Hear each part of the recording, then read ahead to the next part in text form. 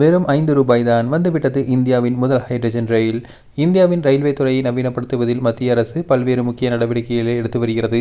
இதன்படி ஜூலை 17 அறிமுகமாக உள்ள ஹைட்ரஜன் ரயில் இந்திய ரயில்வே துறையின் மிகப்பெரிய மைல்கல்லாக இருக்கும்.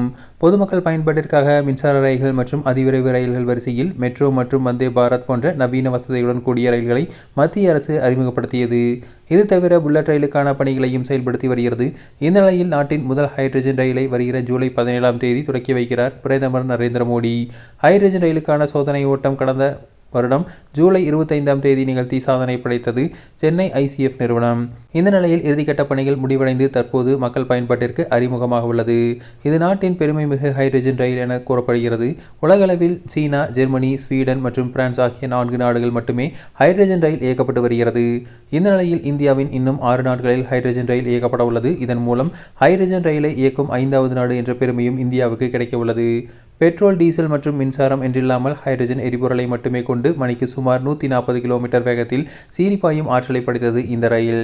ஹைட்ரஜன் ரயிலை இயக்கும் உலகின் மற்ற 4 நாடுகளும் 500 முதல் 600 குதிரைத்திறன் கொண்ட ரயிலையே இயக்குகின்றன. ஆனால் இந்தியா தனது முதல் ஹைட்ரஜன் ரயிலை 1200 குதிரைத்திறன் கொண்டு இயக்க உள்ளது. இது ரயில்வே துறையின் மிகப்பெரிய சாதனையாக கருதப்படுகிறது. ஹைட்ரஜன் ரயிலுக்கு ரயில்வே அமைச்சகம் ஒப்புதல் அளித்துள்ள நிலையில் அடுத்த வாரத்தில் மக்கள் பயன்பாட்டிற்கு சீறிப்பாய உள்ளது. தற்போதைய பொருளாதார நெருக்கடியில் ஒரு ஹைட்ரஜன் ரயிலை தயாரிக்க சுமார் ₹80 கோடி செலவாகும். கடந்த 2023-24 நிதியாண்டில் ஒன்றிய அரசு தாக்கல் செய்த பட்ஜெட்டில் 35 ஹைட்ரஜன் ரயில்களை உருவாக்க ₹2800 கோடி ஒதுக்கீடு செய்தது. இதில் தற்போது முதல் ரயில் பயன்பாட்டிற்கு வரவுள்ள நிலையில் மற்ற ரயில்களை உருவாக்கும் பணி தொடர்ந்து நடைபெற்று வருகிறது. சென்னை ICF நிறுவனம் உருவாக்கும் நாட்டின் முதல் ஹைட்ரஜன் ரயில் ஹரியானாவுக்கு வழங்கப்பட்டுள்ளது.